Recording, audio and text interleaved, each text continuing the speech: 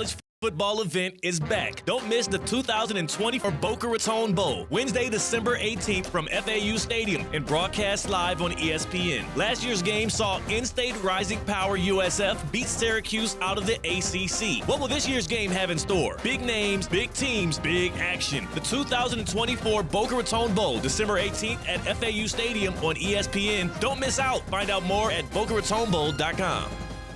Does your business leave a lasting impression? Attractive, eye-catching signs help you stand out from the crowd and create a strong brand identity. Our team at Signorama West Palm are experts in helping your business get noticed and get effective signage in front of your potential customers. Our team can turn your blank windows or plain vehicles into money-making branding machines by drawing customers' attention to your business. So if you're looking to leave that lasting impression, call us 561-687-7993 or visit SignoramawPB.com.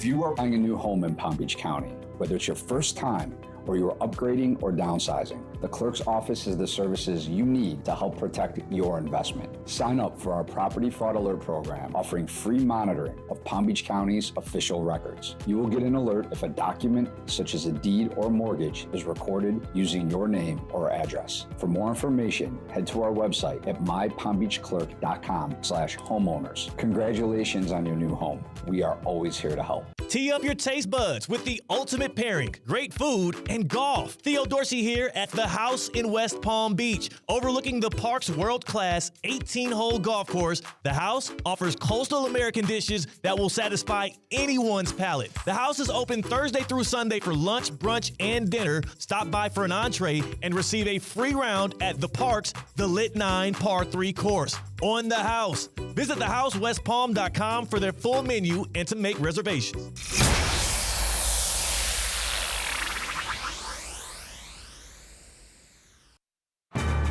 Huddle up. 66 Hitch X Vegas Flare. I'm one ready. It's time to break down the boldest plays. Let's go, baby. Boom. Hardest hits. Woo! And the craziest stories from around the NFL. Touchdown, Tampa Bay. Fire the cannons.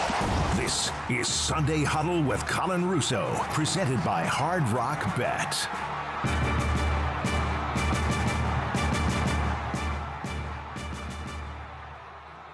A beautiful Sunday in downtown West Palm Beach. Hi, everybody. Colin Russo here on a Sunday morning. It's Sunday Huddle.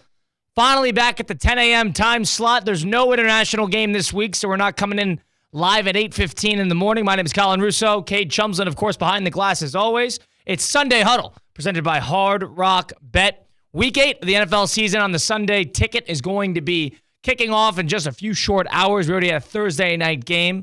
So one game already underway, and behind us, the Rams back on track, sitting at 3-4 after a 30-20 victory over the Minnesota Vikings.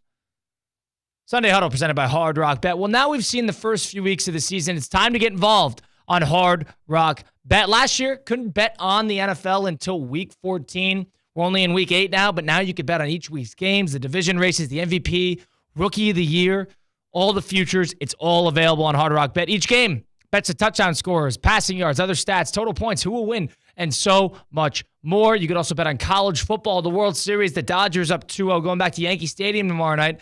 You could bet on that. The NBA is finally underway. The college basketball coming up in a couple weeks. There's so many ways to get involved in Hard Rock Bet.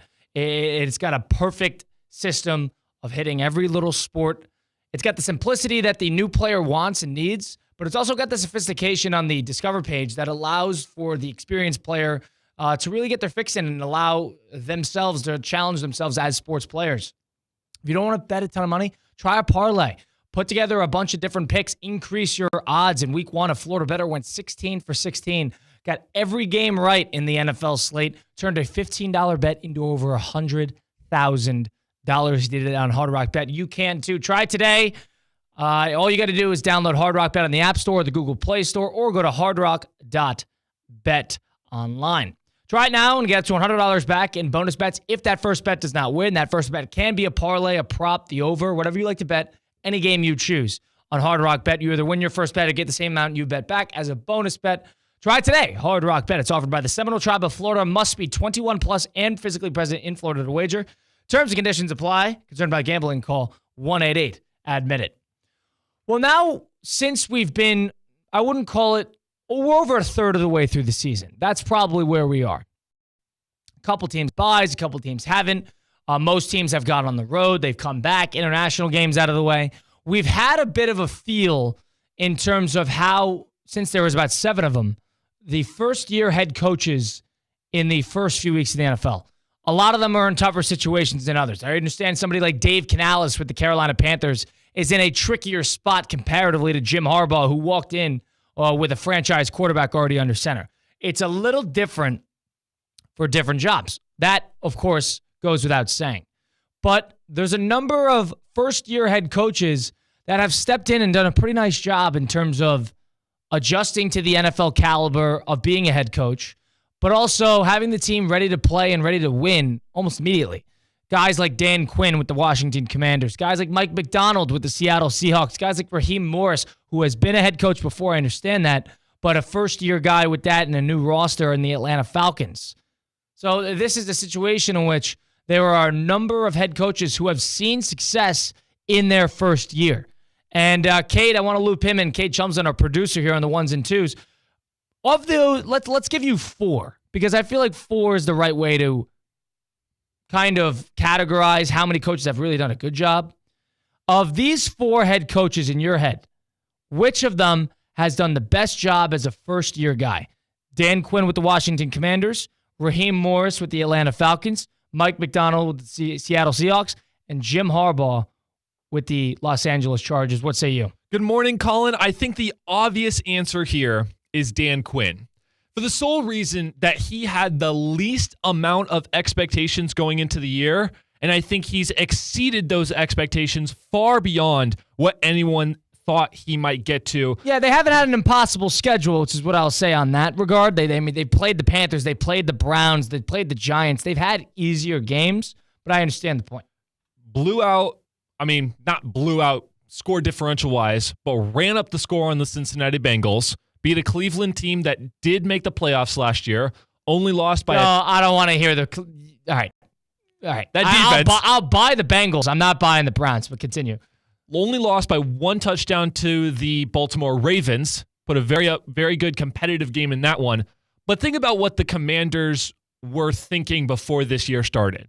Okay, our division is dominated by the Eagles and Cowboys. Cowboys coming off of 3 straight years of 12-win seasons. Eagles came off of a Super Bowl run a few years ago. The Commanders are working off of a rookie quarterback, brand new head coach, brand new offensive coordinator, and a lot of people were telling them, and I go back to that Cincinnati game, that this is a college-run organization, that this is a college-run offense. And let's be honest, where does most of the scoring come in football right now? At the college level. So I don't think it's too far of a stretch to say that the college level type of offensive system can work if those players are just better in the NFL right now. And that's exactly what Washington is doing. They have their team at the top of their division. And Dan Quinn is a guy who has been put in big situations at the head coaching spot and has crumbled with them, i.e. 2016 Atlanta Falcons in that big game. So we had a lot of questions on whether he was worthy of having this big of a head coaching spot and this big of a role, and I think he's embraced it perfectly, letting Cliff Kingsbury run the offense the way he wants to, and this Jaden Daniels kid looking very good for Offensive Rookie of the Year. Here's the thing about how Dan Quinn has handled it. Of course, he was up and down with the Atlanta Falcons, mostly successful. But then he went to the Cowboys, and he turned that defense into a top-tier 1A defense. Juggernaut. And they have fallen off considerably since he left. So he was a big component in that defense being as successful as they were. Now, I know my pick is it's Raheem Morris for the Atlanta Falcons for a couple of reasons. Number one, I understand he was already a Falcon interim head coach. Then he went to the Rams, now back to the Falcons. But I do this off of strength of schedule. I know that Seattle game at home was a really, really ugly loss for Atlanta. But based on who Atlanta has played so far this year and the situation that they have walked into, they have a quarterback who was we're halfway through the season, but who was coming off an Achilles tear at 35 years old and coming in with a big contract. There was questions about if he was going to be able to physically hold up at that position, and they started off with a really, really tough schedule. They started off with the Pittsburgh Steelers, then they went to Philadelphia, then they had the Chiefs. And each of those games were games that, not the cleanest games in the world, but games that they were in. And of course, they beat the Eagles in that great Monday Night Football game where Cousins went down the field and finished the game. And that ugly finish in Kansas City where, they could have called the pass interference on Kyle Pitts and they didn't go for the 2 field goals on the 2 possessions and probably would cost them the game. But they beat the Saints there. Then they beat the Buccaneers. And then all of a sudden, they had a terrible game against Seattle last week. But in terms of what I was expecting with that type of early schedule, I think the Atlanta Falcons have done quite a nice job in adjusting fast, getting Kirk Cousins up to speed, and finally utilizing some of the weapons in that offense that I guess for years people were complaining about not being utilized properly, whether that be Drake London, whether that be Kyle Pitts or Bijan Robinson. It sounds like they've gotten a pretty good feel in terms of how to balance all of those pieces offensively. And that was a problem that Atlanta dealt with last year, and they lost their defensive coordinator. So there was a lot of turnover with this Falcon team other than, a couple roster spots here and there. So I think they've done a good job. They have a very easy latter half of the schedule, and they have a couple tricky games coming up, including today at Tampa Bay. I'm not sure I think Tampa Bay will play well despite all the injuries, but we'll get into that a little later. I like how Raheem Morris has handled this team so far. They're sitting at 4-3.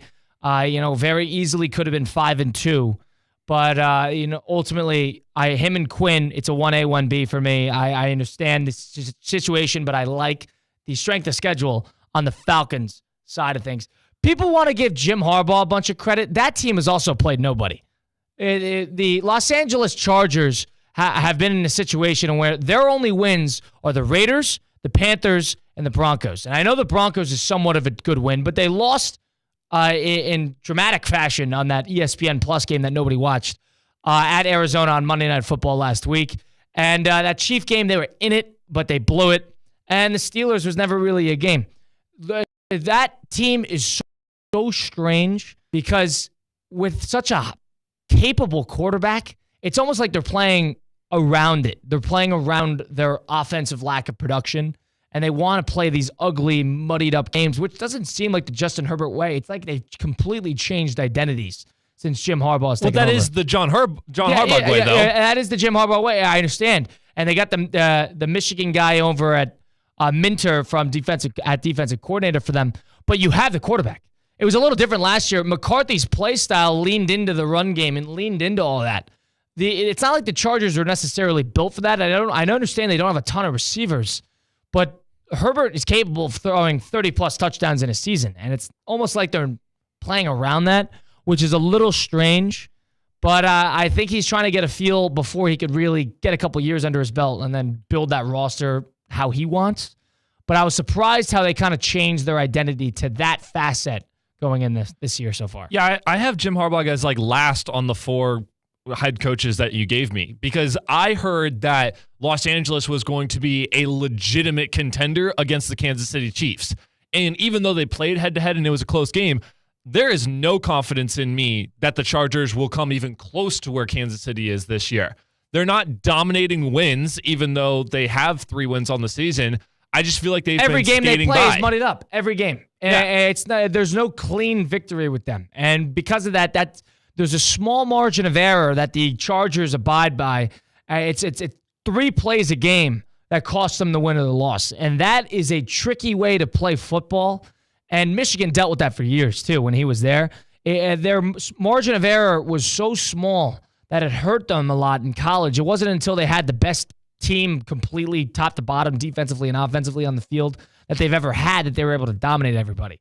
So it's almost a tricky spot for them to play like that because you're operating in such a slim, narrow margin of error comparatively to some of these other teams. And Michigan, if you go back to where Jim Harbaugh came from, they knew how to run up the scoreboard when they wanted to. They just liked playing those muddied up games when they were in the biggest spots because they knew they could wear down the other team's offense. That just doesn't happen in the NFL. And they're not acting like they want to run up the scoreboard either when they can, unless they're playing some ridiculously either team. I think it was the Raiders and the Panthers that they played in weeks 1 and week 2, and they had the scoreboard a little bit there. I want to go quickly back to your Raheem Morris comment.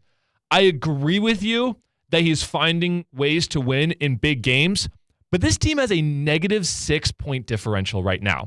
They remind me a lot on the AFC side. I know I'm a fan, but like the Houston Texans, right?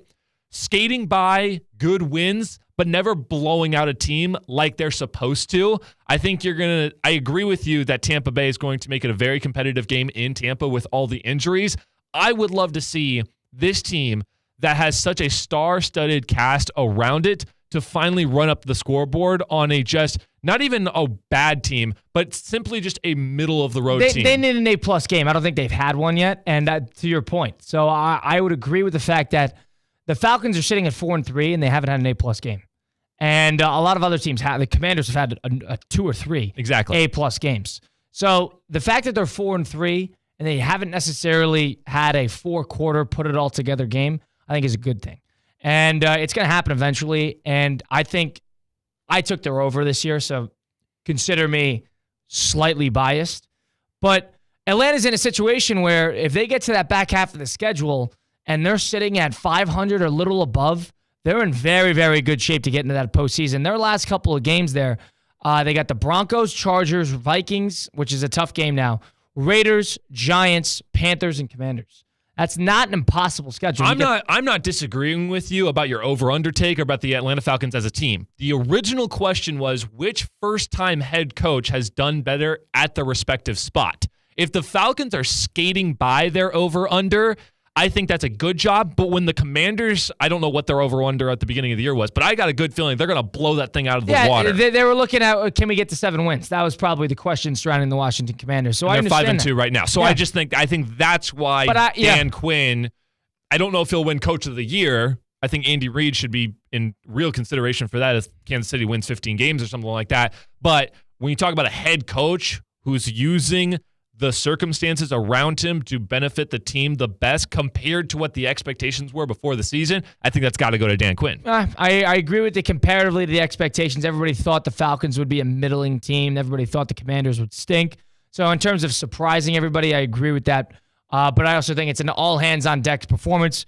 That's what head coach that's a head coach that has done a terrific job. Good job by the Commanders. They completely bellied up that roster and bellied up that front office, coaching staff, everything, the ownership, and they've turned it around in a big way quickly. I just haven't seen them. They haven't played too many great games against good teams, but you'll see today against the Bears. It sounds like Jaden Daniels is going to play against the Bears today, despite with a rib injury that he suffered last week. Marcus Mariota played well in his replacement, but this is a situation now where the Washington Commanders are going to be tested a little bit, and whether that is a hindered Jaden Daniels, but they're at home. The Bears are coming off a bye, coming out from an international game, coming off from a game where they blew the doors off Jacksonville. This is going to be a tricky game. And this is a game, of course, highlighted by the rookie quarterbacks, number 1 and number 2 overall picks in Caleb Williams and Jaden Daniels. But this is also a situation in which the Bears need this game. This is a must-win game for the Bears because they need to keep their head above water in that division. The Bears are going to be entering pretty soon here, 2 weeks, a stretch of games where they're basically playing divisional games nonstop. The schedule makers absolutely screwed them over with how they scheduled the NFC North in their schedule. They have nonstop divisional games coming up. They need this game. And they need this game not only for staying above water and in their own division, but staying above water for a wildcard spot in that NFC, which is what they're thinking about. So this is going to be a very interesting game. It's a 4:25 kick on CBS. Commanders, it looks like there's optimism surrounding Jaden Daniels playing. How much he will play remains to be seen, or how the length of which they'll use him, or if they'll go to Marcus Mariota at all. Bears coming off a bye at 4-2. Commanders at 5-2. They're 3-0 at home. So it'll be a tricky game. Bears are also 0-2 on the road. Curious to see what will happen in that one. Another one we didn't really talk about, we'll get into quickly before the break, is Mike McDonald. And he's somebody who I would say if you asked me a week ago, I would say, yeah, he's done a pretty good job there. And then after last week's win over the Atlanta Falcons where they throttled them, you're like, he's doing a really good job there. And he's doing a really good job because it's a tough spot to walk into to replace Pete Carroll in that situation. But they're 4-3 in a battered and open for the taking NFC West, which we'll get into next. They've done a good job here. I know they've had a couple, easy victories in terms of the Patriots and the Dolphins, and that giant loss at home was god-awful. But in terms of what you've seen from them, you've seen more positives than negatives. They've lost to good teams. That Lion team was good. The Niners played really, really well on that Thursday night game. and they killed the Falcons. Now they got a tough 3 stretch of games. They have the Bills, Rams, and 49ers. That is not easy. So in terms of what I've seen from them, they've played well. They're not a great team. It's a pretty, the ceiling is not as high as it maybe has been in years past, but that's a team that could eke into the playoffs with a 9-win, 10-win season. So I give him credit for walking into a really tough spot, being the youngest head coach in the league, and establishing a bit of identity defensively and most notably offensively with how they've utilized all those receivers so far this year. That's exactly what I was about to say. I've been so impressed by, because I always thought this Seattle offense has been star-studded for a while. It's almost like they don't use them properly. Exactly, right. I mean, there is a legitimate 3-headed monster at the wide receiver position in Seattle when you have DK Metcalf. For some reason, I'm forgetting the other guy's name in Smith in Jigba. Why am I forgetting? Lockett?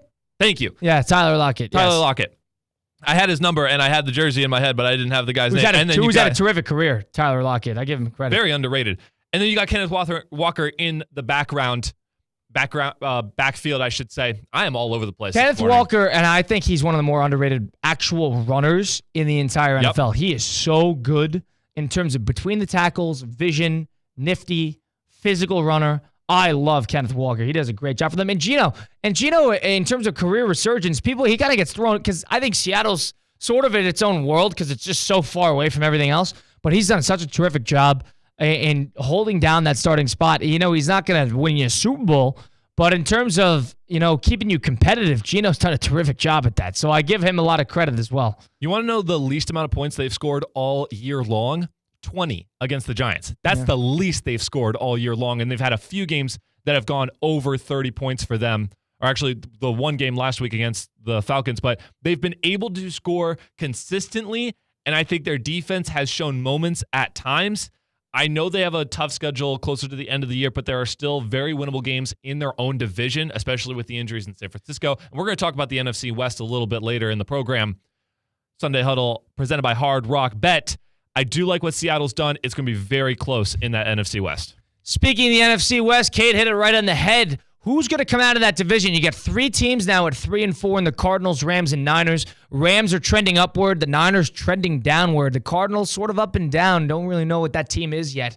And the Seattle Seahawks trying to keep their head above water. They got a tricky game today against Buffalo, and then next week against the Rams, who will be coming off a long week. Rams, of course, won on Thursday Night Football against the Minnesota Vikings, 30-20. In a big-time victory at home. Back healthy as Cooper Kupp and Puka Nacua completely changes that team. Stafford, one of the best quarterbacks in the league when there's a roster around him. Who's coming out of that division? It seems to be wide open. It's not the Niners to run away with. The Niners are flailing here. Got to figure out what they're going to do now with all these injuries and all those questions. We'll get into that next. 888-760-3776. Who's coming out of that NFC West? We'll continue the program next. It's Sunday Huddle presented by Hard Rock Bet on ESPN 106.3. Live from the Anajar and Levine Accident Attorney Studios. Anajar and Levine Accident Attorneys. Call 1-800-747-FREE. This is ESPN 106.3. Tired of being sidelined by a sports injury? Get back in the game with Baptist Health Orthopedic Care. Whether you're a professional athlete or even a weekend warrior, you can get back to doing what you love with our compassionate orthopedic team. Experience a new level of care and get back to your best. Welcome to being treated like a pro. Make an appointment today at baptisthealth.net/ortho or call 833-556-6764. Bet live with Hard Rock Bet. Real-time wagering till the very last play. Missing the kickoff doesn't mean all bets are off. Delay a game on the guy who hasn't bet yet. Sometimes you just know your team is going to come back. The Sportsbook for every kind of player. Hard Rock Bet. Roll with us. Get up to $100 back if your first bet doesn't win. Payable and bonus bet up to $100, not a cash offer. Offered by the Seminole Tribe of Florida. Must be 21 plus and physically present in Florida to wager. Terms and conditions apply. Concerned about gambling? Please call 1-888-ADMIT-IT. Your home for the Miami Dolphins in Palm Beach County and the Treasure Coast is ESPN 106.3. It's time to put your fins up. Don't miss a second of the action as Tyreek and company look to conquer the toughest division in football. You're listening to ESPN West Palm's coverage of the Miami Dolphins. Home or away, Sunday, Monday, or Thursday. Regular season or postseason, the Miami Dolphins play right here on ESPN 106.3. Presented by Twin Peaks, South Florida Ford, and PNC Bank. Mornings. Nope, not my thing. But when I imagine a McDonald's breakfast in my hand, suddenly the snooze button is out of the picture. Now for a limited time, the 2 for $5 mix and match breakfast deal includes the sausage, egg, and cheese McGriddles, egg McMuffin, or the sausage McMuffin with egg. It's like a fist bump for breakfast that says, you've got this. It's time to gear up and seize the day. The breakfast hype is real. Ba-da-ba-ba-ba. Limited time only. Prices and participation may vary. Cannot be combined with any other offer or combo meal. Single item at regular price. Attention chicken lovers, we asked for it and McDonald's came through. Introducing the Chicken Big Mac. Treat yourself to the mouth-watering perfection of a Chicken Big Mac. 2 tender, juicy chicken patties sandwiched between a sesame seed bun, plus classic Big Mac sauce, tangy pickles, crisp lettuce, and a melty slice of American cheese. Hey chicken lovers, we did it. Order ahead in the McDonald's app and save 20% on orders over $10. Ba-da-ba-ba-ba. Offer valid through 12/31/24. Participating McDonald's. Valid once a day. Excludes tax. Must opt into rewards. I'm Wendy Sartori-Link, your Palm Beach County Supervisor of Elections. Tuesday, November 5th is Election Day and the polls are open 7 a.m. to 7 p.m. Find where you vote at votepalmbeach.gov. Remember to bring your photo and signature ID. If you still have a mail ballot, you can either vote in person at your polling location, drop it off at one of our drop-off locations during designated hours, or bring it to our main office by 7 p.m. on Election Day. It's an honor to serve and ensure your vote counts. See you at the polls. Sponsored by the Palm Beach County Supervisor of Elections Office. Does your business leave a lasting impression? Attractive, eye-catching signs help you stand out from the crowd and create a strong brand identity. Our team at Signorama West Palm are experts in helping your business get noticed and get effective signage in front of your potential customers. Our team can turn your blank windows or plain vehicles into money-making branding machines by drawing customers' attention to your business. So if you're looking to leave that lasting impression, call us 561-687-7993 or visit signoramawpb.com. Theo here. EDS is yes. You've heard me say that over and over. So I need you to keep this website in mind too. EDSisyes.com. For the most trusted AC specialist here in Palm Beach County, EDSisyes.com. For 24/7 support, EDS is a trained comfort specialist. It's hard to stop a train. There are so many reasons why EDS is yes when it comes to your air conditioning and plumbing. EDSisyes.com. That's EDSisyes.com. Red right, 24 double Puma on one. Replay. This is Sunday Huddle with Colin Russo, presented by Hard Rock Bet. Packed Week 8 slate of NFL football on a Sunday here at Sunday Huddle, presented by Hard Rock Bet. Colin Russo, Kate Chumsland on ESPN 106.3 at the downtown studios, right here in West Palm Beach at the City Place. Whole lot going on today, but a big question in terms of what's going on a couple games into the season is the division races. Of course, we know how good the NFC North is and how every team basically is in the mix on that one with the Bears, Packers, Vikings, and Lions. But another NFC division I have questions about is what's going to happen in that NFC West. If you asked us probably 8 weeks ago, everybody would tell you that it's the Niners to lose. It's the Niners, going to win 13, 14 games, and everybody else is vying for a wild card spot. That has proved to not be the case here. Niners 3-4. Sitting alongside the Rams and the Cardinals also at 3-4, with the Seattle Seahawks in first place at 4-3. Of course, the Niners have been plagued by injury. They had that ugly loss last week against the Kansas City Chiefs. They played well against Seattle, and then they blew the game against the Arizona Cardinals. But this is a situation now where more and more guys are getting hurt. Brandon Ayuk is out for the year. Deebo Samuel in and out. You don't know what's going on with him. Every week there's something new with him. And Christian McCaffrey, of course, with his Achilles tendonitis, remains to be seen when we'll see him on the field. So that it's no longer the Niners division. Let's establish that. This is a situation in which I think any of these four are really much in the mix to run away with it. I would say the Cardinals probably the least amount of talent. But one team that I think in a lot of ways is very close, if not already in that driver's seat, barring health, is the Los Angeles Rams.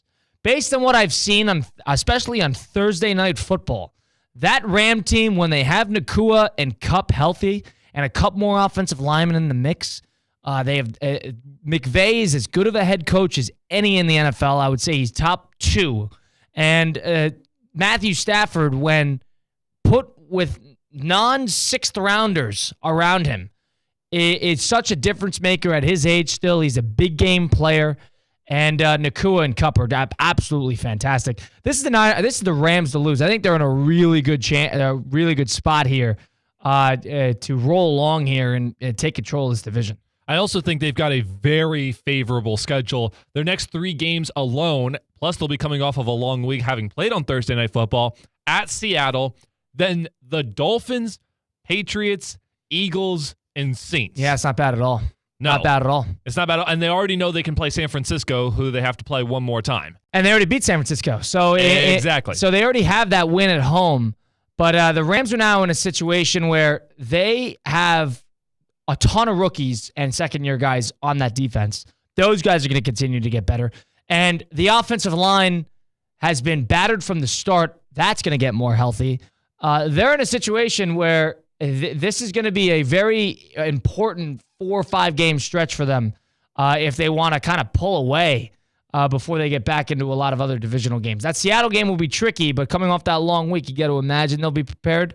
But I think this is the Rams to lose. Do you think the Niners are still in a position here to roll back into that first place and take what's theirs? If they can stay healthy, yes, because that's a big if. It's a huge if. And I'm not going to say, I probably wouldn't even pick the 49ers right now. But if Debo can get back, I think that'll be enough because I think Jordan Mason still has enough in him. That Seattle game really impressed me a few weeks ago on Thursday Night Football at Seattle. Brock Purdy played such a clean, simple football game. And if he doesn't throw 3 interceptions like he did against Kansas City, I think that game would have been a lot closer. Brock Purdy needs to, and we talked about this way earlier in the year about quarterbacks who need to stay in their lane of what they're meant to do. Brock Purdy is not a guy who's going to throw 40 passes a game and get you a win through his arm. He's a great game manager, and I think that's how he should be valued in his position with San Francisco, and I think he does that job very well with the talent he has. That being said, Debo's got to get back, and there is a slim chance he can come back this week, but even if he doesn't, if he can be a long-term success, I do think that'll be enough to really challenge these San Francisco 49ers. As much as Seattle has been a fun story, I ultimately think there's not enough on that team, and now that DK is hurt and is prone to injury, Kenneth Walker has shown some injuries in the past. I also think they're shorthanded at coaching. Mike McDonald is a good head coach, but he is not Shanahan or McVay. No. So this is going to be tricky there if he's going to want to out-coach these guys and eke into the playoffs being the youngest head coach in the league. It's not no easy task. And McVay is as good as any in terms of getting a win after leading after half. And Shanahan has done this before. So this is going to be a tricky spot for the Seattle to keep their head above water, especially with 2 tough games today against the Bills and next week against the Rams. But overall, I do agree with you that this is now a 2-man race between the Rams and the 49ers. Underrated game, week 1 for the Rams, taking the Lions into overtime in Detroit. Not a lot of people have talked about that game because it was a loss, but that was a game the Rams were very close to winning, and you saw them at full strength right there, competing with what a lot of people consider to be the best team in the NFC. The Rams are going to challenge a lot of these teams come playoff time. Yeah, Brandon Ayuk, IR. John Feliciano, IR. Dre Greenlaw, of course, got hurt in the Super Bowl. IR. Yeturgos Massos, Dravon Hargrave. I go down the list. George Kittle's questionable for today. No Jawan Jennings. It looks like Deebo Samuel is going to play, but they're going to rely on Ricky Pearsall, the first-round rookie receiver who got shot a month ago. That's who they're going to rely on. He got shot in the chest a month ago. So the Niners are really short-handed. And all of a sudden last year when everybody was talking about how Brock Purdy had, the Avengers around him and he had a bunch of superheroes carrying the load for him, now they're going to be asking a whole lot more of Brock Purdy. And I think Brock Purdy's a good player. But it's almost unfair to him have all the tools at his disposal from last year and then completely flip 180, and then he's going to have to be the ultimate floor raiser for a team that's battered. So it's a very tricky spot the Niners are in. So I agree. I think they'll continue to, hang around 500 until they get a little more healthy. But the Niners are in a really tricky spot. They're hurt with the injury bug. And this hits teams a lot, especially after deep playoff runs. So it's, call it a lot of it unlucky. But they got a big game today against the Dallas Cowboys. But a game that I would say on either side is a must-win on Sunday Night Football tonight. For sure. And we say must-win because the Cowboys are sitting at 3-3. Everybody's talked about it. They haven't won at home. Everybody's talked about how Mike McCarthy is channeling death's door. But, Jerry Jones is a loyal guy. They have the Cowboys have a lot of outside noise that is bothering people. Jerry Jones screaming at radio hosts. Jerry Jones allowing, team facility tours when the players are training, which is just very strange. And, of course, the prospect of paying Dak Prescott, not winning at home, injuries, the no running game. The Cowboys have a lot of bad noise around them, and the Niners are just hurt. So this is a situation. I want to ask you, kid, I want to pose the question. Niners and the Cowboys, two of the premier franchises, historic franchises in the NFC and the NFL. Two teams that had great years, all things considered, last year. I know that didn't end well for the Cowboys, but ultimately both had a great year and both were probably labeled as NFC favorites coming into the season. Niners at 3-4, Cowboys at 3-3. Who is in a worse position throughout the rest of the season? The Cowboys or the 49ers? The Cowboys, because it seems like they are directionless. The 49ers have a system. The 49ers have game plans week in and week out. The only thing that's hindering them right now is that they don't have the people that make that game plan happen. It's the opposite for the Cowboys. I don't understand where this team is going. I don't understand where they want to go. And it's not like they've had injury problems. This is the team they wanted to have. This is the team that Jerry Jones was excited about having. Paid everybody. Paid everyone he wanted to. And now the coaching staff has absolutely fumbled the bag. There really seems like there's no energy on the sideline anymore. CeeDee Lamb is just sad with what he's seeing from both his offense and his defense. I know Micah Parsons has been out the last few weeks, and that technically is an injury. But you can't just have one of the best defenses in the NFL to one of the worst defenses in the NFL and lose your star guy. There has to be other people around them to at least want to replace him and to at least want to have that drive. And let's just say, let's fast forward all the way into the offseason, because at this rate, Colin, they're not making the playoffs right now. Well, we just talked they're about in a tricky spot because now all of a sudden the Washington Commanders are great. So they probably thought we could sneak in with a wild card spot if the Eagles were great, but now all of a sudden there's two teams in the NFC East that are going to be vying for a playoff spot. And there's 4 teams in the NFC North, and there's 4 teams in the NFC West. At this rate, huge game. This is a huge game. They have to win this game, and I truly don't see them making the playoffs. I don't like how their system is run right now. So when you're talking about a team that's going to miss the playoffs after saying they're going all in, where do they go next year, Colin? Do they fire the head coach? Do they scrap everyone on this roster besides their 2 main guys? Yeah, you can't. It's hard to scrap everybody because you got to pay Parsons, and Parsons hasn't been the problem. So you're not going to pay. You can't let him walk. So you're going to pay him. That is a established given. So then there's a ton of money allotted towards CeeDee Lamb, Prescott, and Parsons. I know Parsons has been hurt, and they have a couple injuries. Aubrey hasn't played. And, of course, Deron Bland, we're waiting to see him on the field again. But this is would it be crazy to say that if the Cowboys lose this game or the winner of this game has a chance to make the playoffs versus the other one is probably not going to make the playoffs? Would it be crazy to say that? If San Francisco loses this game, they're 3-5. I'm not going to say that they are completely written off of the playoffs, because if there's one guy I trust to make a run, it's Kyle Shanahan. I mean, you look at the two coaches. I don't trust Mike McCarthy to bring his team back whatsoever. I don't think he has the energy or the leadership to bring his team out of a depth. I do think Kyle Shanahan does. I agree with that. I know the record will be worse for San Francisco, but I trust the leadership over there more than I do in Dallas. The next 4 after they play the Cowboys this week, at the Buccaneers, home Seattle, at Packers, at Bills. Not easy. It's rough. Not easy. So 3 out of 4 on the road after this week. This is a must must-win for San Francisco, but it's also a must-win for Dallas, coming off a bye, coming off one of the worst losses in franchise history against the Detroit Lions, 47-9 2 weeks ago. This is an interesting game. I know both teams are not great, so people might be upset about seeing the Cowboys and the Niners every 5 seconds on primetime football. But in terms of intrigue and which of those franchises will actually start to trend upward as we enter the second half or closing in on the halfway point of the season, this is going to have a lot of playoff implications, I think, because both these teams are going to be fighting for a wild card spot, likely. And if they're fighting for a wild card spot, I mean, we don't know what's going on with the NFC West. But if they're fighting for a wild card spot, this head-to-head will mean a lot. So this is going to be the implications in this game, I think, are greater than probably people give it credit for because it's earlier in the season. Now, speaking of that, are the Cowboys and the Niners going to win today? So, Colin, you have been preaching ever since you got to ESPN West Palm on Russo and Rizzo, which you can hear live from 4 to 6 on ESPN 106.3, and on this show, theme, trends, mojo. I think there's something to be had here today as well.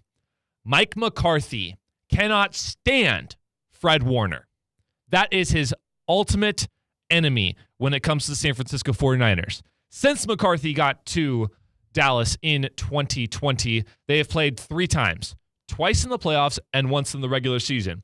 McCarthy is 0-3. His team has yet to score over 17 points in any of those games. The overall point differential is 84-39 in favor of the 49ers.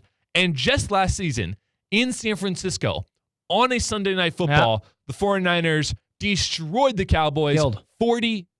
And you want to guess who the leading rusher in that game was? Jordan Mason, not Christian McCaffrey. Cowboys cannot work against this 49ers defense whatsoever, and I think that the people who are healthy for the 49ers are the people who can take advantage of the Cowboys. Win easy? I think this is at least a 10-point game for the 49ers. Yes. I think San Francisco is going to win it as well. I don't know. I think it'll be close. I think this is going to be a good game back and forth, but I agree. I think San Francisco, when push comes to shove, will finish out on top.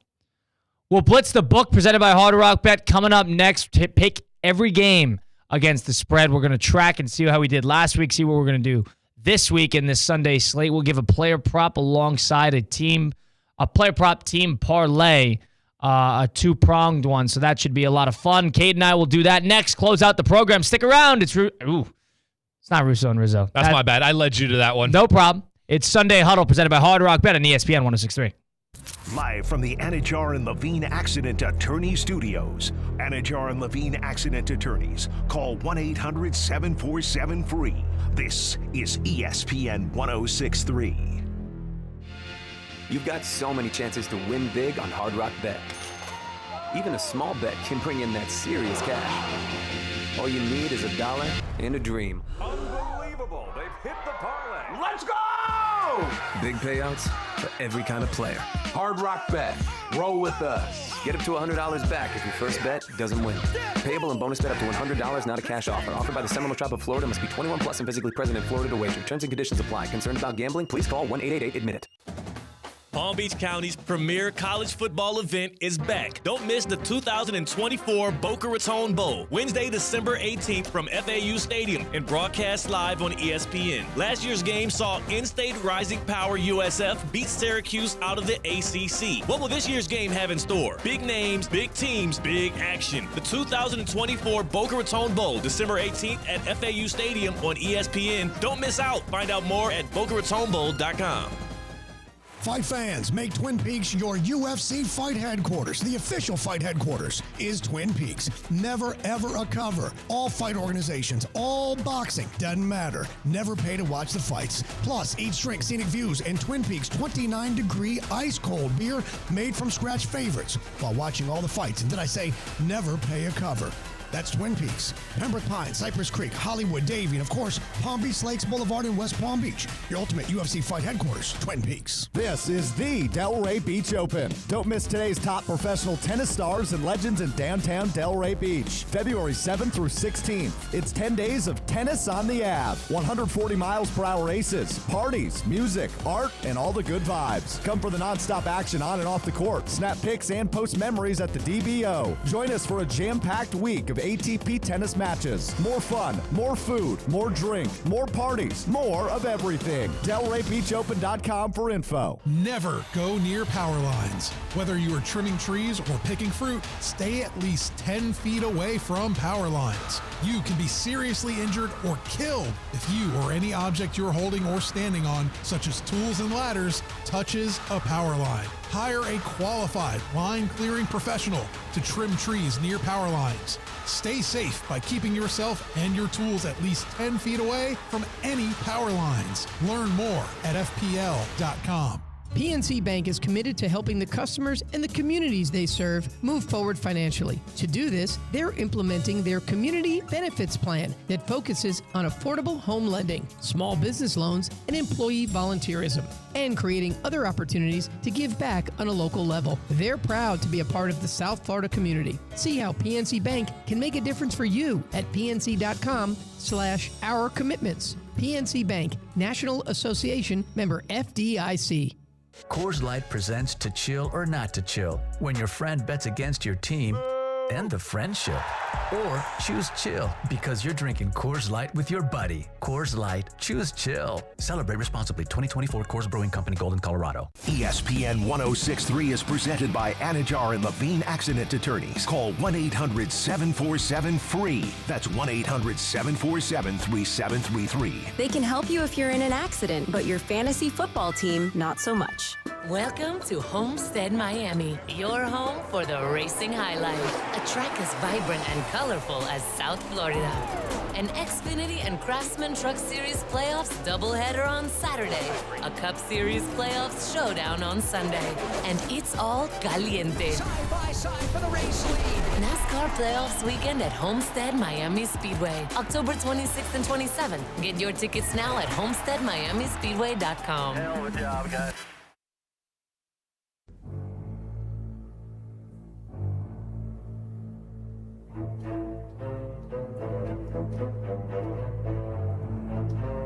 Let's go. Double right, scat right, double cowboy. Double right, scat right, double cowboy. This is Sunday Huddle with Colin Russo, presented by Hard Rock Bet. Sunday Huddle, presented by Hard Rock Bet. Last Sunday Huddle of October, week 8 of the NFL season, week 8 of NFL football on a Sunday, kicking off in just a few short hours. Colin Russo, Cade Shumsland on ESPN 1063 at the City Place Studios in downtown West Palm Beach, presented by Hard Rock Bet. Well, now you've seen the first few weeks of the season, it's time to get involved over at Hard Rock Bet. Last year, couldn't bet on football until week 14. This year, now we're in week 8. You can get started today on Hard Rock Bet. Each game, bet on the touchdown scores, passing yards, other stats, total points, who will win, and so much more. Big college football slate yesterday was a bit of a snoozer, all the ranked matchups, but nonetheless, you could bet on college football as well. You could bet on the World Series. Game 3, of course, at Yankee Stadium will be, first pitch will be tomorrow on that one. Dodgers up 2-0 in that one. Yeah, at the NBA tipped off regular season last week, so you can get involved on that end. There's so much to do on Hard Rock Bet. Get started today. If you don't want to bet a ton of money, put a parlay together. Put together a bunch of little picks. Increase your odds. A Florida bettor in week 1 went 16 for 16. Turned a $15 bet into over $100,000. Did that on Hard Rock Bet. You can too. Start today. Download the Hard Rock Bet app on the App Store or Google Play Store, or go online to hardrock.bet. It's perfect. It got the simplicity that the new player needs, but it's also got sophistication side of it on the Discover page that the experienced player really wants and desires when it comes to a sports book. Try today and get up to $100 back in bonus bets if that first bet does not win. That first bet can be a parlay, a prop, the over, whatever you like. Any games you choose on Hard Rock Bet, you either win your first bet or get the same amount you bet back as a bonus bet. That's on Hard Rock Bet. It's offered by the Seminole Tribe of Florida. Must be 21 plus and physically present in Florida to wager. Terms and conditions apply. Concerned about gambling? Call admit it. Kate, is there anything special in terms of the promos or the picks that they'll give you on Hard Rock Bet app that really caught your eye, I should say? There's a popular bet right on the homepage. It's a 4-bet parlay for today that I think we can hammer instantly. Plus 605 for these 4 anytime touchdowns. Saquon Barkley versus the Cincinnati Bengals. Tyreek Hill versus the Miami Dolphins. Breece Hall versus the New England Patriots. And Derrick Henry versus the Cleveland Browns. Yeah, that's a good one. 4 games that I think all 4 of those teams are going to win, and I think those are great star-studded cast members who are going to be able to get into the end zone today. Plus 605, that's a $10 bet, pays out at $70.46. All right, let's blitz the book presented by Hard Rock Bet.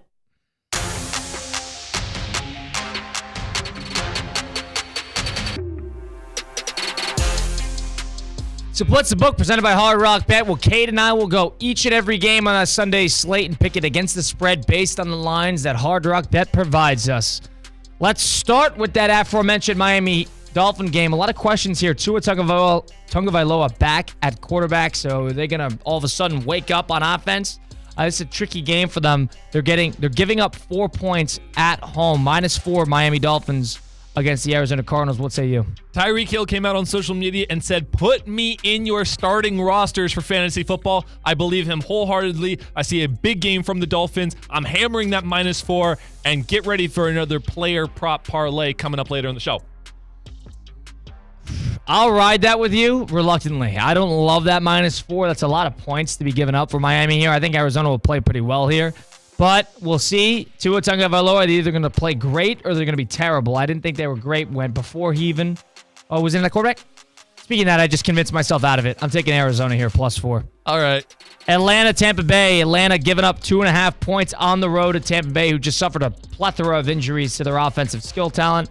Atlanta's already beaten Tampa Bay on Thursday Night Football a couple weeks ago in Atlanta. They're playing again. It's hard to beat a team twice. What do you think here? I'm taking it safe. I'm going to go with Atlanta. I haven't loved the running game coming from Tampa, and they're going to need it a lot today. So I'm going to take Atlanta very cautiously.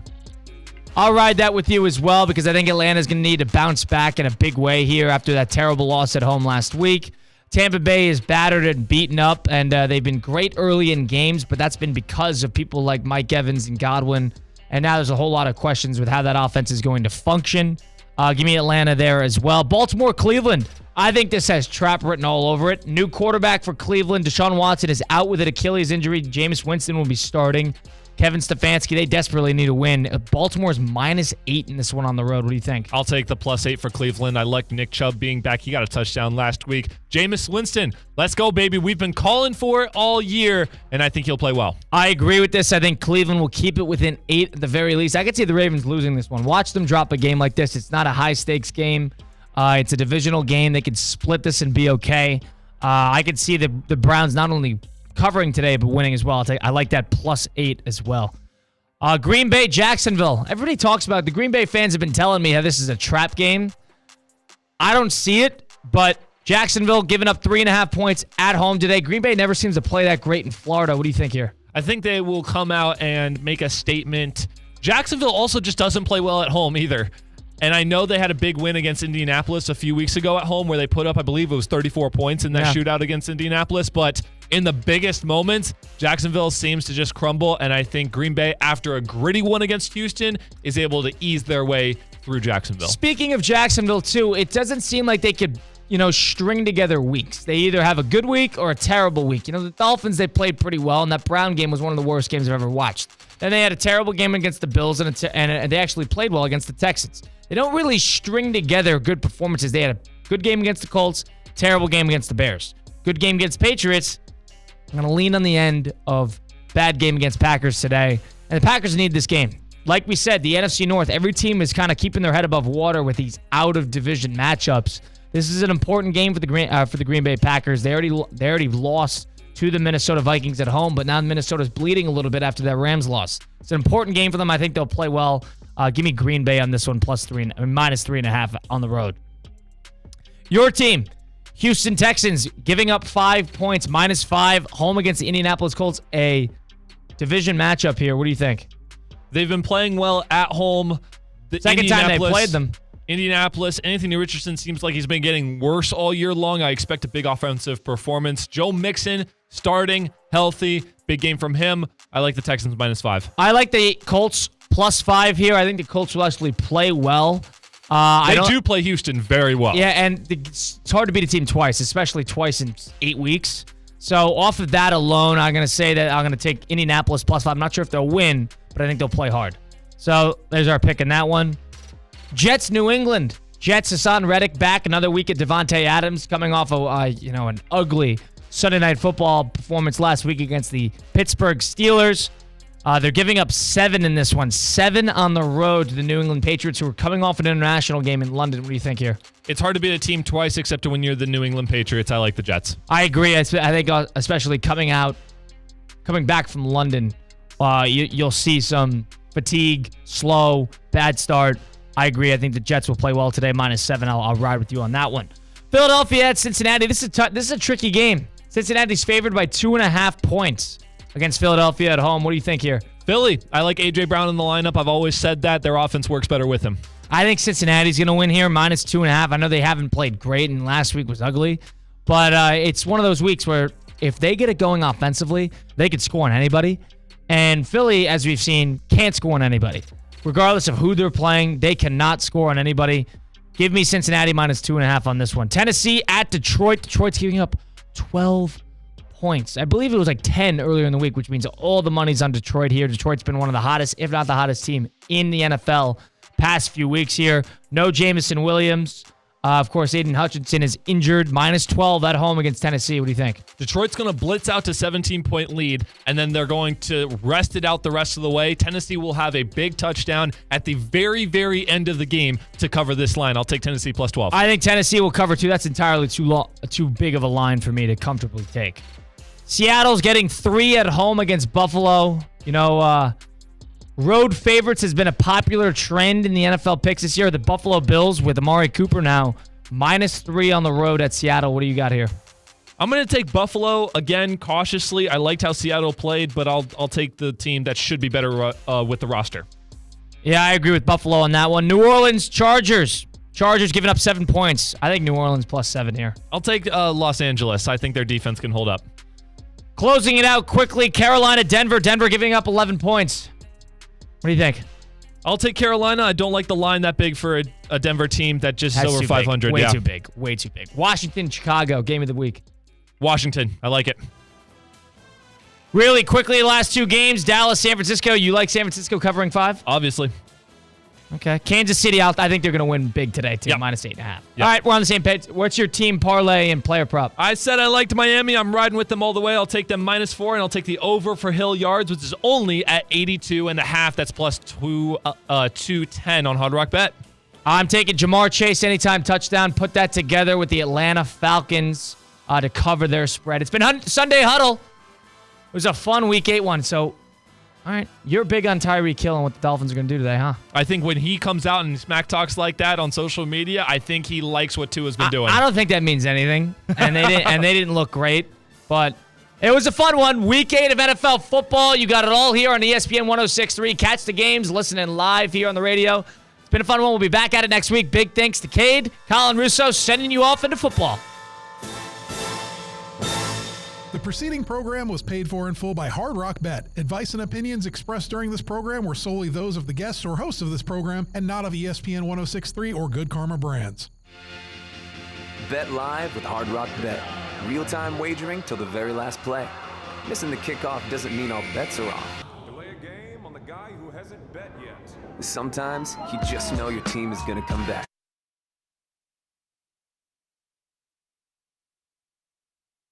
Get up to $100 back if your first bet doesn't win. Payable and bonus bet up to $100, not a cash offer. Offered by the Seminole Tribe of Florida.